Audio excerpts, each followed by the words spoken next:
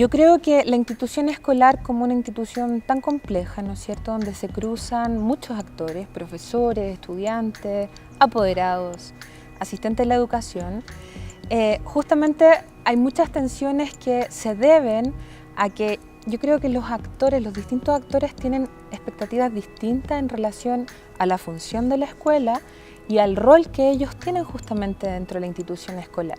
Yo creo que ese es el primer foco de conflicto, este cruce de significados que los distintos actores construyen en torno a la escuela y que muchas veces no se dialogan, porque en las comunidades educativas, lamentablemente, espacios para el diálogo colectivo, para la reflexión, etcétera, hay muy pocos en la realidad escolar concreta. Yo creo que también muchos de los conflictos de convivencia escolar que hoy día se dan en la escuela están enraizados en que justamente nosotros, los profesores y las unidades de convivencia escolar que gestionan los conflictos, ¿no?, muchas veces no se preguntan por las causas del conflicto mismo, sino que solamente van a la sanción de la consecuencia o del efecto. Yo creo que una de las cosas que nosotros los profesores tenemos que lograr preguntarnos es por las causas de esos conflictos. Te doy un ejemplo muy básico. Yo como profesora voy a tomar un curso, ¿no es cierto?, después de un recreo, y los estudiantes se resisten a entrar a la clase. Es un típico ejemplo de un conflicto muy cotidiano que uno puede tener con un curso. Los chiquillos se resisten jugando, se hacen los sordos, indiferentes, toda esta dinámica como del ritual de la resistencia. Normalmente los profesores, las profesoras, ¿no es cierto?, y los encargados de velar por este tipo de conflicto, lo interpretaríamos como un problema de indisciplina. Como un problema de indisciplina que luego tendría que ser sancionado de algún modo. El problema es que nunca nos preguntamos cuál es la raíz, por ejemplo, de que los chiquillos se resistan a entrar al micro ritual que significa una clase. ¿Qué hay detrás de esa resistencia quizás pasiva, quizás un poquito inconsciente? ¿Qué nos quieren decir los estudiantes con eso? Nos quieren decir que nuestras clases no tienen sentido para ellos, que hay cosas que deberíamos cambiar. Yo creo que a través de ese ejemplo uno puede visualizar que uno de los grandes problemas que hoy día hay en la gestión de la convivencia escolar tiene que ver justamente con que no nos preguntamos por las causas reales que subyacen a los conflictos. Yo creo que ahí hay un problema que abordar. Bueno, primero que nada, yo creo que no hay que pasar por alto el hecho de que el génesis de la institución escolar es un génesis autoritario, ¿no? Y que yo creo que en todos los años de evolución de la institución escolar eso no ha logrado cambiar.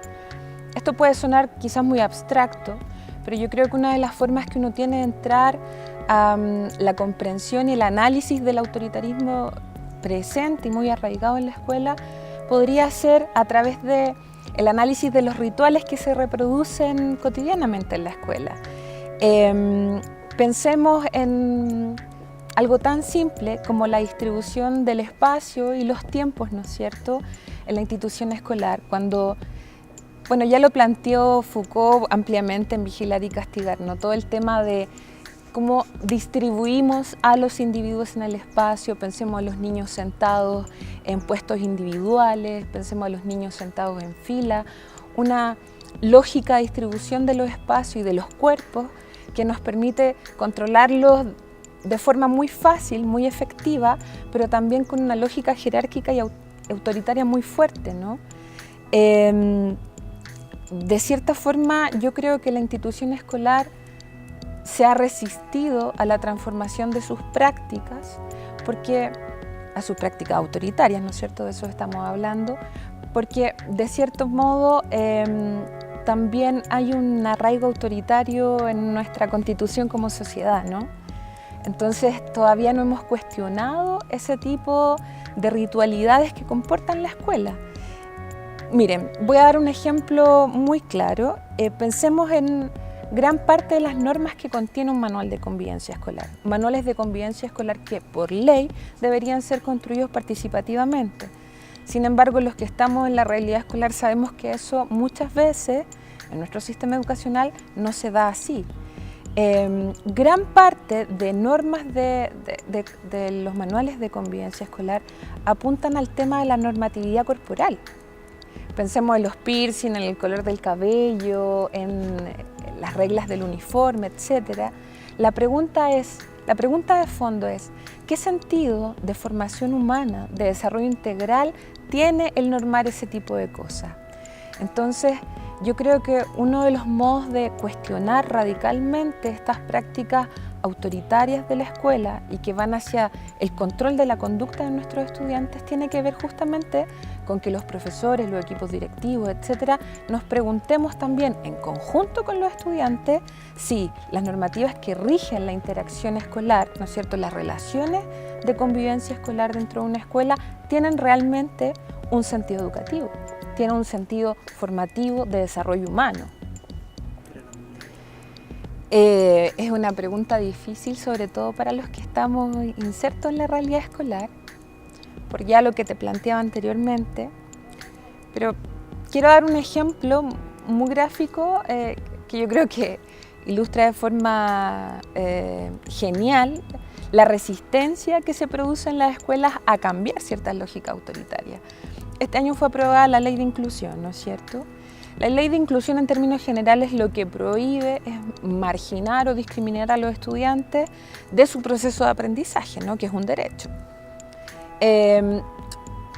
Y me he enterado, por ejemplo, que hay colegios que resisten tanto esto, más allá de que sea una ley, ¿no es cierto?, porque las culturas no se permean de un día, de la noche para la mañana, por una ley que es impuesta, que por ejemplo han creado un sistema de zapadores, como les han llamado.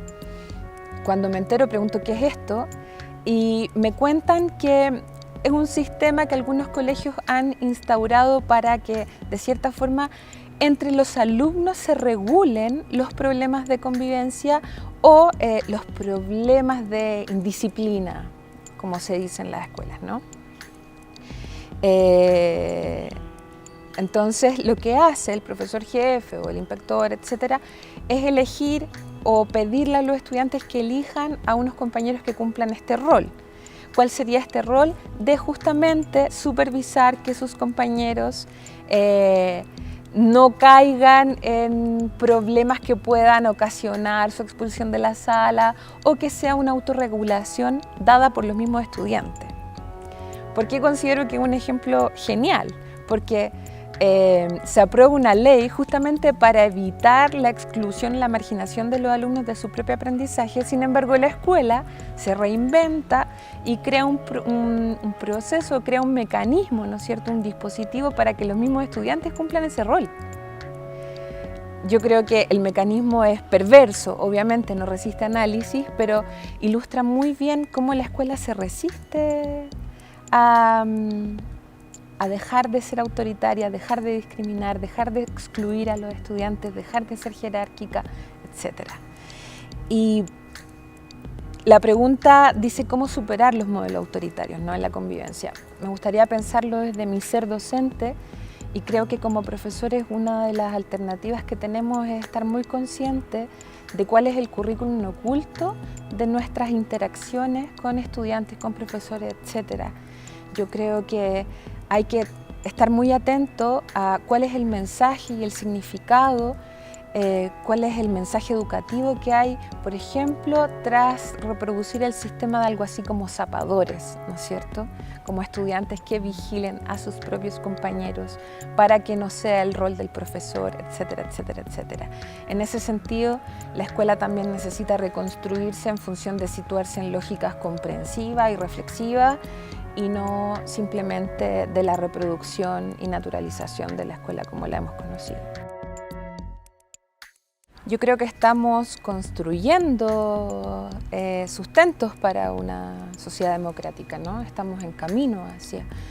Y por lo tanto, yo creo que para cambiar la organización social y material de la escuela en pos de ese avance, deberíamos cambiar varias cosas que hoy día las escuelas siguen cristalizadas, siguen reificadas, no han sido cuestionadas de modo más radical. Lo primero, yo creo que la escuela tiene que ser entendida como una comunidad educativa. ¿Qué significa eso? como una comunidad política donde conviven iguales y diferentes, ¿no? Cosas que nos hacen comunes y cosas que nos hacen diferentes. Y ese enlace, esa mixtura entre lo común y lo diferente, justamente crea el conflicto social, el conflicto político, el conflicto interpersonal, el conflicto de convivencia escolar. Y en ese sentido yo creo que hay que acoger el conflicto, hay que aceptarlo como algo inherente al convivir en una comunidad escolar, en una comunidad política. Lo segundo, me parece que si aceptamos la escuela como una comunidad, ¿no es cierto?, tenemos que también desclausurar la escuela. La escuela se ha mantenido muy cerrada a todo lo que la permea. En ese cierre, en esa clausura, hay mucho poder contenido. Claro, por eso se resiste justamente a abrirse la escuela, ¿no? Yo creo que hay que abrirse al territorio en el cual está instalada la escuela, hay que abrirse a los sujetos que poblan y significan ese territorio, hay que abrirse a los otros actores que construyen la interacción también escolar, etc. Y como tercer punto, yo creo que la escuela tiene que colaborar en la democratización de esta sociedad a través de una formación ciudadana distinta. Y con esto lo que planteo es que la escuela necesita comprender que los niños, las niñas y los jóvenes con los cuales nosotros trabajamos son sujetos de derecho, son sujetos políticos y por lo tanto nuestro deber como actores políticos que somos los profesores, me sitúo desde esa vereda, es justamente trabajar en pos de la formación de ciudadanos que realmente participen y cuestionen el orden establecido, ¿no es cierto? Y de cierta forma nosotros tratar de algún modo de también reflexionar y transformar las lógicas autoritarias que reproducimos en nuestras prácticas profesionales cotidianas, ¿no?